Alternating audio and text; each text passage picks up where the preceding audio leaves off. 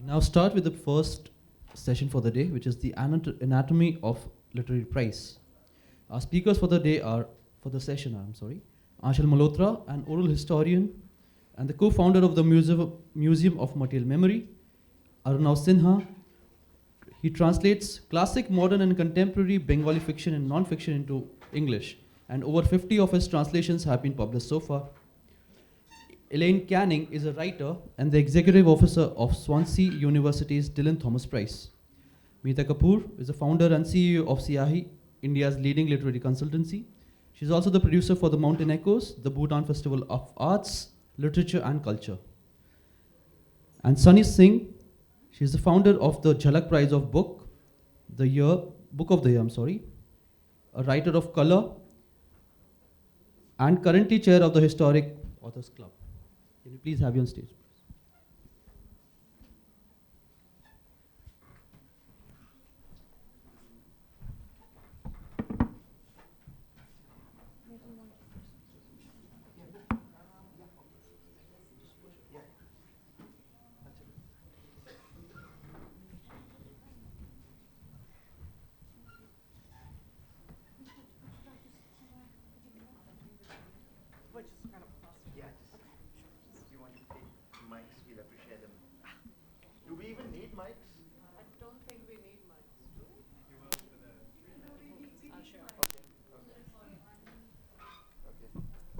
Chance to say rude things, but I won't. in Calcutta, when we do literary events, one of the rude announcements made is please turn off your hearing aids. And ambulances are parked outside. Sorry. Completely off color. Good morning. It's a pleasure to be here, and I thought that I would start talking about literary prizes, and since this is a trade event, we are going to really address, I think, two questions. One, what is it that literary prizes can do for publishing? How can they improve publishing? How can they solve the problems that publishing faces? And we will talk about it primarily in an Indian context, so we'd like to learn from those of you who run prizes abroad. And secondly, what are the new opportunities that literary prizes can open up that perhaps publishers are not, and writers are not thinking of at the moment. Okay, finally it's working. Just to let you know that in India there's always too much of everything. In late 2018, we commissioned a piece at scroll.in where I run the book section on literary prizes to just find out how many literary prizes there are and what they do. And the writer eventually said, I can't keep up anymore, because by the time I filed, 2 new prizes are announced. And I am, as I was telling Mita earlier, convinced that prizes are being launched specifically for one book these days, for Madhuri Vijay's The Far Field, because it is the most extraordinary success story of literary prizes. This is a novel which is written by an Indian who lives now in Hawaii, and she took 6 years to write it. It has been shortlisted on every major literary prize in India. Am I allowed to spill the beans? No, I'm asking Elaine. No, so we won't talk further. But yes, it's everywhere. And if anything, it shows us just how far a book can go with a prize. So without taking this further, let me first throw an idea out, and I'd like to hear you respond however you want without going to specific people. So my first contention is that literary prizes in the West are aimed at discovery of new books and new writers, or books and writers who are perhaps not as widely read as those more in the mainstream. But in India, literary prizes seem to be more of the same. Every prize seems to end up with the same shortlist, with the same 5 or 6 books. So what purpose are we serving with so many prizes of the same kind? Mita? Thank you, Arunava. Nice pointed question to start with. Hi, everyone. It's good to be here. See, I've recently taken over as the literary director for JCB, and what I'm really looking at is, I do understand what you're saying, A lot of the onus also depends on the kind of submissions that are made. Let's just start at the base, right? I think what we really need to communicate as a particular prize is our messaging. What are we looking for? What is it, how broad spectrum can we go with the kind of submissions? Can we defy categorization and genres? Can we be more inclusive, more representative? In this case, I will speak for the prize now, is that the aim now is to make it really, really, truly representative of the comprehensive wealth of Indian storytelling. So the aim is now to reach out to more and more publishers. And in fact, in all languages, as many languages as we can, convince them to be participative of the prize. If we truly somehow get a semblance of and get our messaging across that we are really looking at receiving a wide range of books. You know, because there's also, okay, I'm going to interrupt my own commentary here and say that there's also a lot of experimentation that's happening in terms of cross-genre writing. So where do those books go? Why aren't they getting represented? So the idea is to look at a little bit of popular taste with critical opinion. You know, I'm not saying one has to be sacrificed for the other, but the awareness of what the reader wants, what the publishers are submitting, and what disconnect between these 3 or 4 angles, which is why we're seeing those repetitions. If we can manage to be more and more inclusive and really make every prize a platform where we are saying, listen, we are more open, we can accept more submissions. Can we reach out to that small publisher, maybe sitting in Shillong, and say, what is it that your readers are reading? What is the kind of market you're looking at? What is it that readers are demanding from you?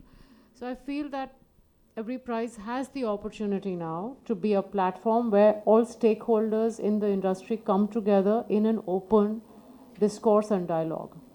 Then maybe we'll be able to change this, you know. And India, fortunately, the kind of diversity that we have, the kind of richness we have in our language publishing, and the fact is that some of us have the resources for facilitating and fostering and promoting translations as well. I think there is huge potential for this to change. And the fact that you brought up this question is that there is a consciousness already. So that is the seed of the change, and I'm really hopeful that it will. Right, thank you. So the JCB Prize, the DSC Prize, and the Hindu Prize are unique in that they consider books translated into English and books originally written in English together when they're judging. So that's probably unique anywhere in the world. Does that happen with any other prizes? Elaine and Sunny, would you be able to tell us? Well, sorry, Elaine, do you want to take that up? I'm involved with too many prizes as my Authors Club chair hat. So one of the prizes that the Authors Club administers is the Stanford Dolman Travel Book of the Year Award. And that accepts books in translation. It accepts books from everywhere. In fact, some of our winners have been books in translation. I think the translation issue is a complicated one, of course, for the UK, where bulk of the production is in English. Of course, there are other languages being in terms of publishing, but of course, the prize I started is specifically disruptive. The Jalak Prize was intended to shake the publishing industry up. Tell us about that. So in 2015, a report was launched on looking at diversity in publishing in Britain, and the numbers were appalling. I will not repeat the numbers because they're depressing if I look at it. But it's worth thinking about some of the shifts on that. As of now, as of 2019, 30% of all children in schools in England and Wales are children of colour. And there have been 2 reports in the last 2 years which show that less than 4% of children's books in the UK feature children of colour. In fact, 1% or less than 1% of the books in the first report, featured children of colour as protagonists. So they were allowed to be kind of in the background, but they weren't the heroes. And that's a little bit of where we want to think about. Now, I am a writer, and I firmly believe that the stories we tell are methods of changing the world we can build. They are foundations of the world we build. They change the way we see the world. And that means that we need more books that are representative, not only of Britain as it is today, but of Britain that we want to live in, so the Britain of the future. And that's why the Tulloch Prize was founded. So we do something quite strange, as you were talking about cross-genres. We accept books that have been published in Britain and Ireland by a writer of colour who is a resident or a citizen of Britain or Ireland, and they can be anything. So we accept non-fiction, we accept fiction, we accept children's, we accept picture books. So it creates this really interesting snapshot of the range of production that's happening, literary production. Of course, it makes a long list very interesting, but in 4 years, this is our 4th year, it's almost become a bit of a touchstone. We know that whatever is on the Tulloch Prize long list will likely go on to win or be featured on other prize lists as well. So our writers, our long-listed prize and winner, Guy, was long-listed for the Booker last year. He won 3 prizes. He won with the Tulloch Prize, and even though he won the Authors Club Best First Novel Award, I can say, hand on heart, I had nothing to do with it. But he did manage to do that. So I think that's one way of disrupting publishing, because it forces publishers to think about what they're publishing. There must be, publishing is a business, but it cannot be only a business. There is an ethical aspect to it. And whether publishers like it or not, what they put out matters to all of us. So I think that's where we stand as a prize in terms of our ethos and our practice. So certainly it's a great pool, it's a great way of discovering books that you might normally not have known about, and that's a fantastic achievement for a prize like yours, both for juries as well as for readers at large. Can I ask, Elaine, if you've achieved similar things with your young writers, 39, the age at which Dylan Thomas died? So. Yes, yes, thank you. It's lovely to be here, everyone. Yes, I'd like to pick up on a few of the points that have been made by Sunny and Mita. The Swansea University Dylan Thomas Prize is a prize for writers aged 39 and under, but it is an international prize, so it's open to writers of fiction across the world. And it's open to... and they can be published anywhere, they don't necessarily... They can be published anywhere in the world, and they can be writing in any genre. So in that sense, I think it's a way for us to be able to give opportunities to emerging writers. It's a way for us to be able to think about the richness of the literary text, but also how, as Mita observed, how that's changing. Because I think what we're observing now is that writers are not necessarily working in one genre. So, and that doesn't mean that, by that I don't mean writers who are producing poetry and novellas and so on separately, but what we are seeing is more hybrid forms of literature. So we are seeing forms such as Max Porter's Grief is the Thing with Feathers is a wonderful example of that. It's classified by some as a novella, as others by a poetic text. It really is very much a hybrid form. So I think what we are interested in is giving young writers the opportunity to be able to be inventive, imaginative, to be able to push boundaries a little bit, and to be able to do that on an international stage, as it were. The other aspect of that, which is very important to us, is that the literary prize that we run also has an educational strand called Dylan Ed, and that is about encouraging young people in our local area in particular to develop their own creative voices through literature.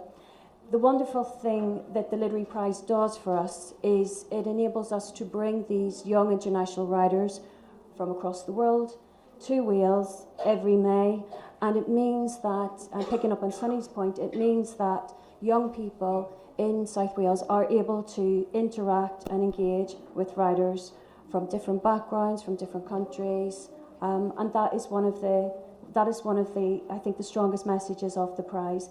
We're very much about literature and discovering new literary voices, but we're also very much about encouraging, inspiring very young writers and literacy, and we think that literature and literacy very much come hand in hand. So do you get submissions from India, a large number? We do. We get submissions from India. They're growing year on year. We've been receiving, we've received submissions from India for quite some time now. Go on. I was just going to say we now receive submissions from every English-speaking territory across the world. And now that Namita Gokhale is she's been on the jury this year, Yeah. perhaps that will kindle greater interest in India. Absolutely. Yes. Mita was part of the jury in 2018. We also consider very, very carefully the diversity of our judging panel. We've had writers from India who have been shortlisted for our prize over many years, and from other countries as well. So it is about diversity and inclusivity, literature and literacy. Right. I'm going to come back to all of you, of course, but let me go to Aanchal first. Some time ago, the writer Amit Chaudhary wrote this rather scathing piece where he denounced literary prizes, and he said it distorts the market, or rather it creates a market where none exists for the writer. There may be a market for publishing and books, but the individual writer must not think themselves as being a part of a market, because then they start thinking that they can win large amounts of money for what they're writing, and that completely changes their reasons and their motivation for writing. So as a writer, what's your response to that? And Amit won't mind whatever you say. I don't know him personally anyway, so it's fine. I can only speak from my experience of being a writer, being shortlisted for several awards, including the Naif Aldonan British Academy Prize, who is hosting this panel now. Of course, the prize money is always an incentive, and there are prizes in India and overseas that say, let's speak from my personal experience, being a field researcher, being out and having to depend on grants, right? The fact that a large prize money exists is great for someone like that. But at the same time, never in my experience of writing any book did I feel I'm doing this to be shortlisted for a prize. In fact, every prize nomination has always come as a surprise. Given my age, given the kind of cross-genre nature of my work, it's always come as a surprise. So prizes are good, they're really good.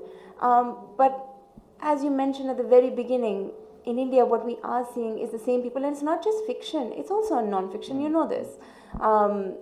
So the fact that, and really speaking from a personal experience, the fact that in 2018 I was on almost every non-fiction shortlist in the country was a huge surprise, because that certainly we can't have a pool of 10 books that are everywhere, right, in the non-fiction genre. So I think that diversity is needed, but I don't want to discount prizes altogether, because they are important. They do bring you prestige. It is important for your publisher as well, right? And of course, it is important for your portfolio as an author. So it has pros and cons.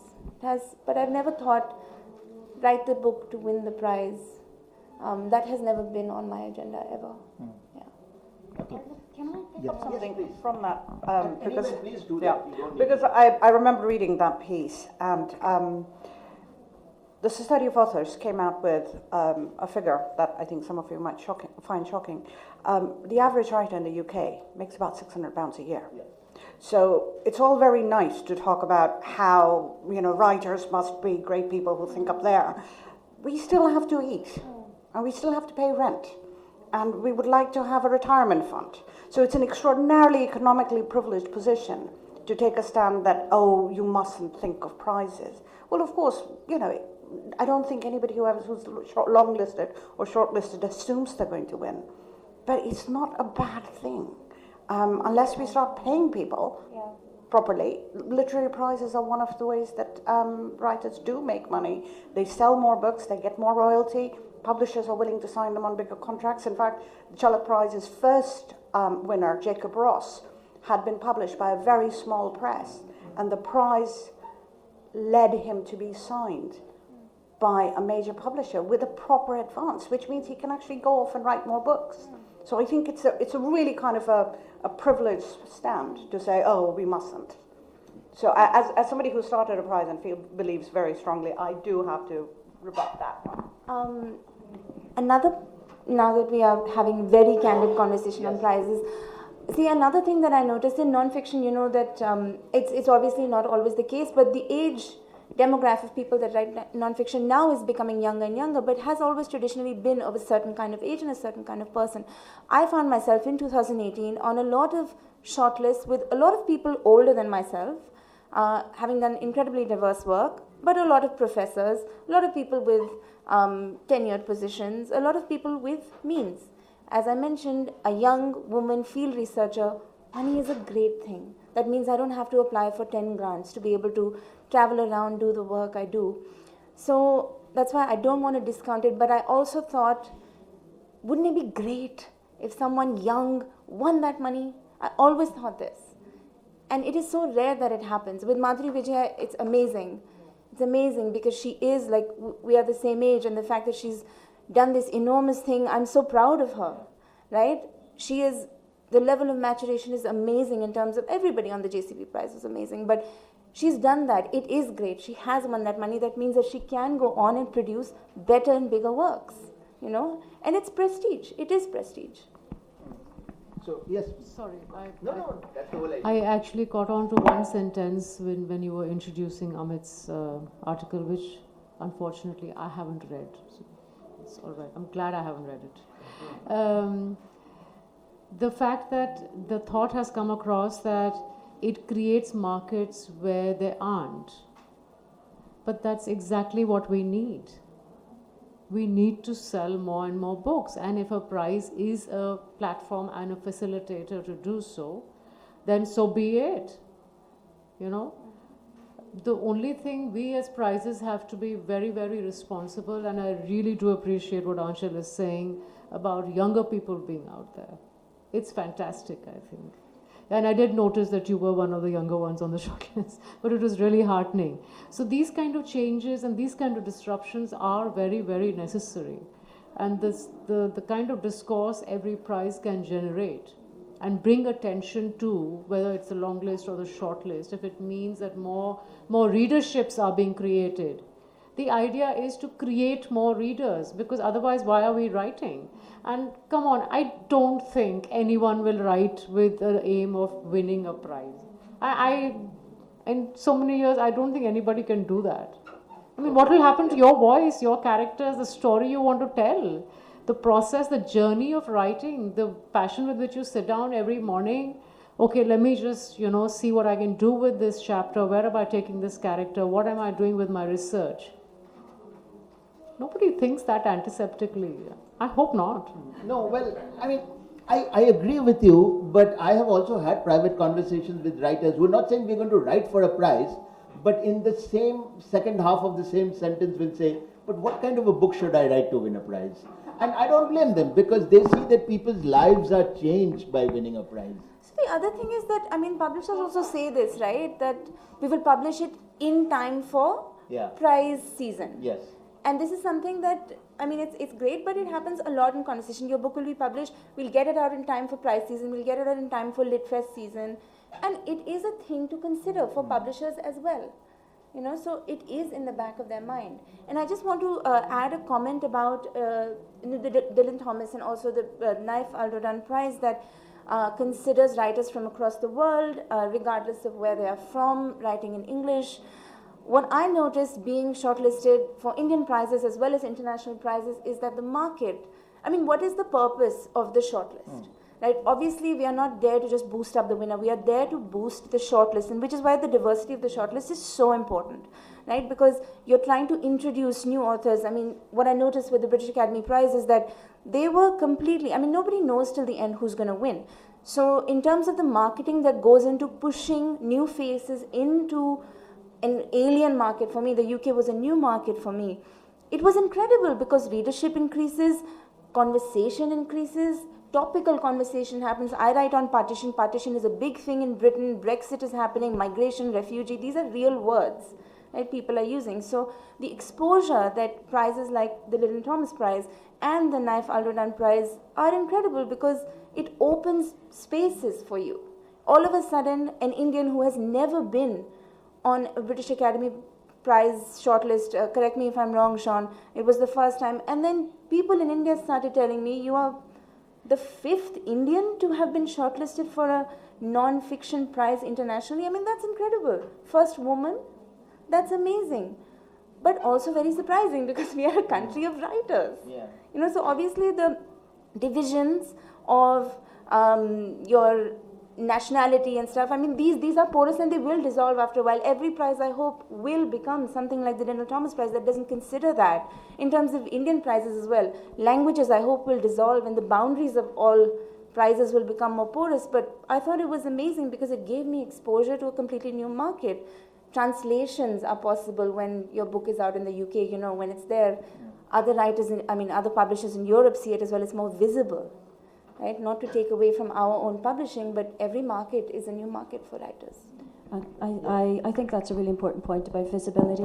I think that both for the writer and for the publisher, you know, and the fact that sometimes, you know, yes, we will get submissions from very large publishing organizations. Sometimes they are very small indie presses. The prize is open to all. But I think... So I think it is about visibility of both the writer and the publisher. And I also think, just going back to the question of the monetary value of a prize, I think one of the most important things that you can give a writer is time and space.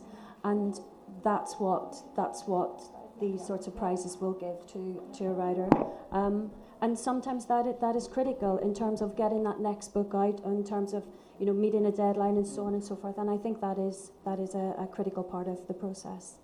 And I think there's something I do want to pick up on that visibility aspect. So 2014, I'm sorry, I have these numbers floating around my head. There was an International Publishers Association report that said UK publishes 20 books an hour. An hour. Now, how many of us know what those books are? You're looking at, you know, hundreds of thousands of books. So to be even longlisted on any prize pushes you into a place where you're visible. So I think, you know, if you disregard everything, the time, the space, do writers want to think about it? Well, of course, writers want to continue writing. And and a prize, even being longlisted, changes that visibility. So we cannot possibly try to downgrade that. And as you said, you know, yes, of course, writers do have to have those conversations. You know, if I write something completely for myself, it's wonderful, but I might as well write a diary. You know, if I'm trying to communicate, if I'm trying to publish a book, I do have a reader in mind. Unless you're Nausgard, of course. You know, it's a wonderful idea, but I mean, let's be honest, we are in a business world. You know, we'd like to keep writing. So I think it's really, I think this kind of a false dichotomy, kind of a romanticized idea that writers must live in this, you know, sanitized world. We mustn't be worried about material things. Is really quite a harmful myth, if anything. So right. I would. Yeah. So I'd like to try to contrast some experiences because we're telling truths here in this room, right? So the biggest Indian prizes have really not done much for the sales of the books that have been longlisted, shortlisted, and have even won. I mean, there have been blips, but they're literally blips. They're not spikes even. There's been a great deal of visibility for the authors, less of interest in the books. The authors are feted, they're met everywhere, they're championed as the finest people to have walked the soil of the earth, especially when they come from backgrounds that are not normally associated with writing in the English language. And I'm talking about India strictly. But the books don't move the needle for the publishers, and many publishers are privately frustrated. They're saying that this is great, it's wonderful that our book is winning and we can make many social media posts with it, but hey, where's the royalty that I can pass on to my writer? So we are hoping that prizes will change that. But what's the experience like in the UK? Have you feel that the Booker is a different story, but outside of that? Yeah, I mean, I can only speak from the experience of the Dylan Thomas Prize, but certainly once a writer makes the long list for us, it does change the nature of things in terms of book sales. So it does happen from the long list right the way through. That's the feedback we will get from publishers, and so on. It does make a difference. I think it is about also, it is about, I think PR and so on and comms all come hand in hand with this.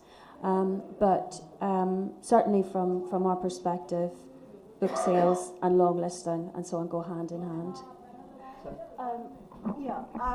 I think with the Jhalak Prize, we've noticed that definitely it helps.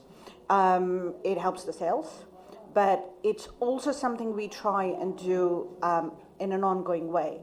So when we announce the long list, we also then start scheduling a series of events, including in bookshops, for the long listed writers, because that becomes a place where people come in and buy books. We've been very fortunate with both Waterstones and Dons, who also assist with and foils, who've been very good at helping us. So they have a counter, they have a bookshelf where they say the long listed books. We're up there, and that makes a difference because that becomes a recommendation. So people actually who are looking for books that are new that they might not have seen, they will then go in and buy it. So I think now I haven't lived in India for about 20 years, so I do have to say that my understanding of the publishing world is limited here, but I do feel that if you have a fairly insular environment where the same names are on the long list, the same names are on the jury, and it's a process I see in Britain as well, until there's an active move to disrupt, you are going to not see the benefits because it becomes a bit of a closed shop, and the readers aren't stupid. Readers can see this. They can see, well, gee, so you won the prize last year, and now you're on the jury, so you're going to give it to your mate, whose book is now out. It's so obvious. So I think that's where the frustration comes in. I think if you restructure the jury, you rethink it, why you want the books out, you are looking at opening new markets, getting new readers in.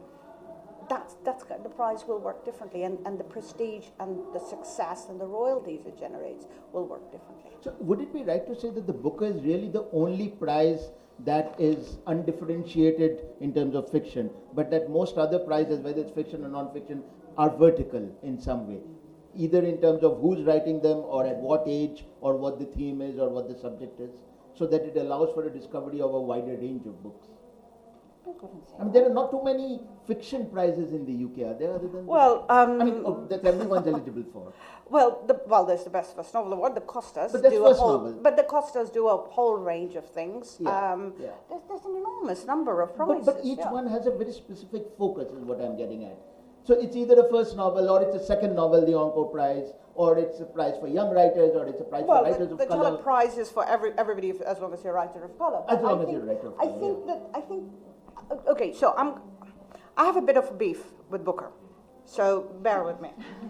And Sam Ellison of Gallybeggars is somebody who's written recently in the London, LRB, and this is really crucial. We somehow hold the Booker up as this great, stamp of approval of great literature. I'm sorry, it's a stamp of approval for a book that has an enormous amount of money behind it. It is not a Booker doesn't make it a great book. Let's be very, very clear. It makes it a great book that had a lot of money put into it. The Booker, being shortlisted for the Booker, can pretty much bankrupt a small publisher, which is why so few will ever manage to submit. There's all these arcane rules of how much, if you've been longlisted or shortlisted, you get extra slots for submission. If you're, so it's a terrible thing that we've kind of mythologized this book, the Booker Prize, as somehow the be-all. And I would say no. Let's start looking at all the different prizes who are doing far better work in getting an incredible range of books out. And I will be very, very clear. I mean, this is a prize that has, in its history, managed to award half of itself to a black woman writer. That says very poor things about its idea of literary merit. So I think we need to move away from the Booker and rethink what we want. Yeah. I want to pick up on what you said and what you said. You know, I come from my parents own a bookshop, so we get to see what actually moves in the shop. More people bought foreign books, shortlisted, longlisted for the Booker, than for any shortlisted Indian prize. I wish that the number of shortlists I got would have reflected in my sales in India, but it doesn't. It really doesn't. It only gets you respect. But it's amazing, the minute the Booker or any large prize from overseas is announced, everyone rushes to buy the book. Everyone. And it's so disheartening. But this is the reality. So, Mita, I'm going to put you on the spot. Sorry, yes, please. No, Yeah. I was actually going to say that. Yes. Yes, I think that is a reality, and that is, I think, whichever the literary prize in India is, whether it's for fiction or non-fiction, I think the responsibility is greater on our shoulders to try now to attempt to change that. I do know that they don't reflect, getting a prize or getting shortlisted does not reflect in your sales figures. So it's obvious that somewhere there is a disconnect that we need to repair, and which will, I think, come with a more informative and transformative dialogue between publishers and the people who are running prizes in India to make sure that that gap is bridged. But let me ask you this. So it comes Yeah, down sorry. to, again, what are the tools we are using for marketing a short list or a long list? Is it something that we are not doing enough, which is apparent, obviously, right? So that is what needs to be examined and repaired. That is the crack in the building, so to say. Yeah. And Yeah. So I mean, you're the director now of the biggest, in many senses, literary prize in India, the JCB Prize, the DSC Prize, the Hindu Prize, now the Matrubhumi Prize, the Crossword Prize, the Attagalata Prize. No, so that at least is non-fiction. I have now listed 6 prizes, all of which give the best book award. The winner goes to, I mean, the winner is a novelist or a short story writer. So what are the chances, and in the English language, some accommodate translations, some don't. What are the chances that working within these parameters, as opposed to the parameters used by a Jhalak Prize or a Dylan Thomas Prize and a whole bunch of similar prizes, and it's fascinating, you know, every prize in the UK, I find, has a very different, unique parameter, which is clearly focused on identifying new books and new readers, new writers. So what are the chances that we are actually going to be able to achieve diversity when all the prizes are looking at the same pool? So that's where I think the change needs to come, is that, well, that's what I said in the beginning, our messaging to the publishers, to the retailers, to the distributors has to change. Our approach to accepting a wider range of submissions and how do we manage that has to change, right? So it's very good to use jargon and say inclusivity, but we really need to put our money where our mouth is now. The time is there and the time is right for it, and it needs to be done.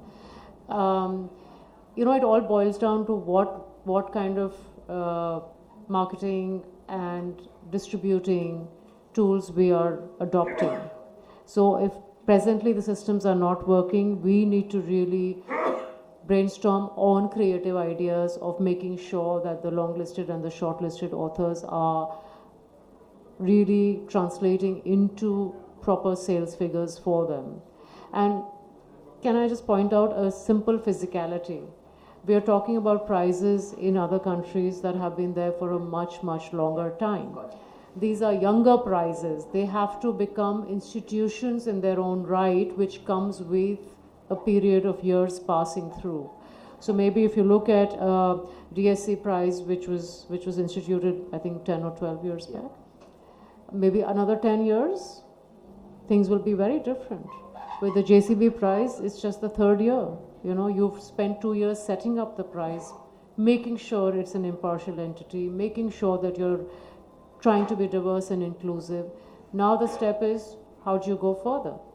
So the fact that we are engaging in this kind of conversation makes us even more conscious of the responsibility that we bear and that we have to step up. And we will step up. Yes. I don't think anyone expects the prize to actually ensure sales, but visibility for sure. Visibility, That's the yes, important thing. exactly. Yes. So you look for more collaborations, you look for very out of the box kind of thinking and see who all are you collaborating with to make sure that these shortlisted and longlisted authors reach every corner of India. Yeah. Okay, Yeah. what are we doing to tap the distributors and make them aware? We have a big problem. We have a bookshop crisis in India. We do. We have no bookshops. No, even the distribution network. I mean, come on, guys. We We have need to one wake bookshop. up to that. Let's start examining our distribution network. I mean, she's coming from a bookstore, this thing, and I'm sure I'm ringing a bell in your head about Yes, it. and I can say that the JCB Prize So has the- dedicated space in bookshops where they do promote books. I mean, but JCB Prize is unique that way. No other bookshop. I mean, we have when your shortlist and long list comes out, it is for display. It is promoted because I guess they make the effort, but not every prize is like that. No, and the effort will increase because I really want to see. I want to know what India reads. Yes. I want those surveys done. I want to find out and engage in dialogue with so many more commercial and indie publishers spread across the country in different languages and say, okay, what is it that we are looking at? So that effort has to start. So we were just We warming need up. to correct that. I think it would just have got heated now, but we're almost out of time. So questions? Yes. Arunava, if I can. Yes, of course. Just to introduce myself, I'm Sridhar Balan, a publisher, very recently an author. You know, before, I think my voice can hear. All right. Thank you. I think before Amit actually wrote that, there was still an earlier piece castigating literary prizes, and that was by Amitav.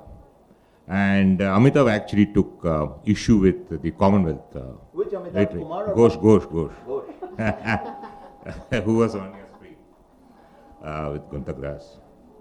And he actually took issue with the submission of his book for the Commonwealth Literary Prize because he disputed the idea of the Commonwealth and so on. I wrote a rejoinder at that time in Biblio. And I said, and I held up a brief for the publisher, who was a friend of mine and runs a distinguished imprint, saying that a publisher would actually try and take all kinds of avenues to try and submit the book to gain that kind of visibility and so on. And that we had at that time very few of the prizes. I'm happy to see many more. The point is this, that the question is, and even with JCP, I remember the meeting when Chiki raised the issue that even the winner of the prize did not sell the kind of copies that it should have when Rana was there. The point is that the visibility, but we also, as publishers, I mean, we are not able to actually rely upon the support mechanisms that are necessary to actually ensure that. Baris does a good job of having the separate section for JCB and for the long list and for short list. Yet, let us also be very clear, JCB does pulls out all the promotional stops of the short list, but the long list is by and large ignored by the JCB administration. So, in many ways, the support mechanisms and these things we need to have. The prizes give you the visibility. How do we ensure? Great to say, at the end of the day, publishing is still business. That's Maybe our next panel next year. Maybe we'll see how it goes. So, this is a small Yes, element. yes. Hi, is this working? Yeah? Yeah. Chris Agee, I'm editor of Irish Pages, which is the largest literary journal in Ireland, also the Irish Pages Press. I think we're into the field of sociology of literature. And what always interests me is that there's a huge, vast sociology of religion, starting with Max Weber, but there's very little study of actually the sociology of literature, which continually fascinates me in my professional side of life. So speaking as a publisher, of course I welcome any prize of any description, market it, publicize it, and so forth. But as a poet, I'm totally skeptical. And I think there's three issues. The first, of course, we have to separate the question of inclusivity and diversity from the question of the innate, value of prizes. Everybody needs now to get on the pitch. We need to get everybody on the pitch. Inclusivity is absolutely essential. Diversity is absolutely essential. But once they're on the pitch, we really do have to go along with the best, the content. Of course, historically, we can see that that has not been the case. But there seems to me, just going to refer to my notes, there seems to me I'm sorry, the we other don't have too question, much time. yeah, just the other question of there's all sorts of innate problems with prizes. Obviously, the composition of panels, composition of panels, the financial incentives. In the UK, we're based in the north of Ireland, the dominance of Britain, and so forth. There are many, many issues with prizes. For instance, the second place is often as good as the first place, and of course, the prestige and the profile doesn't go to the second place. I speak as someone who was actually on a prize list, so I'm really totally skeptical. And I just end with the observation that Seamus Heaney made once, that literary world is a kind of ecology. And ecology doesn't just consist of big beasts, the big tigers and the elephants and so forth. Many keystone ecological species are tree frogs, little things that don't get noticed, like ants. And I think it's better to look at the ecology of the literary world and whether prizes actually support the full ecology, because they often strike me as effectively monocultures of PR and so forth. So that would be what I'm asking the panel. Do you actually think prizes foster, once we've got everybody on the pitch, inclusivity and so forth, do they actually foster, real diversity in the literary ecology? That's my question. Have a quick answer to that? I've stopped using the word diversity. I've stopped using the word inclusivity, even though I started a prize that's for writers of colour. I use justice, and I use equality, and I use decolonization. As long as we get that, I think the ecology will be fine. But thank you. I mean, these are valuable ideas for another conversation or continuing the conversation.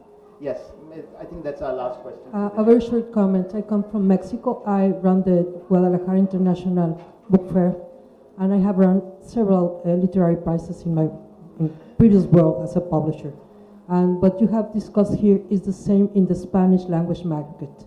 I have many successful stories about Mexican authors or Latin American authors that after they won a prize were known in Spain and other countries as well.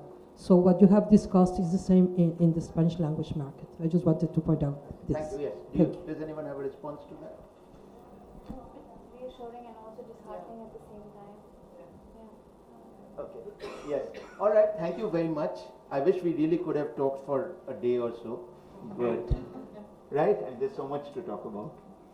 But as a proud tree frog, I thank all of you. And thank you for being here and for asking great questions.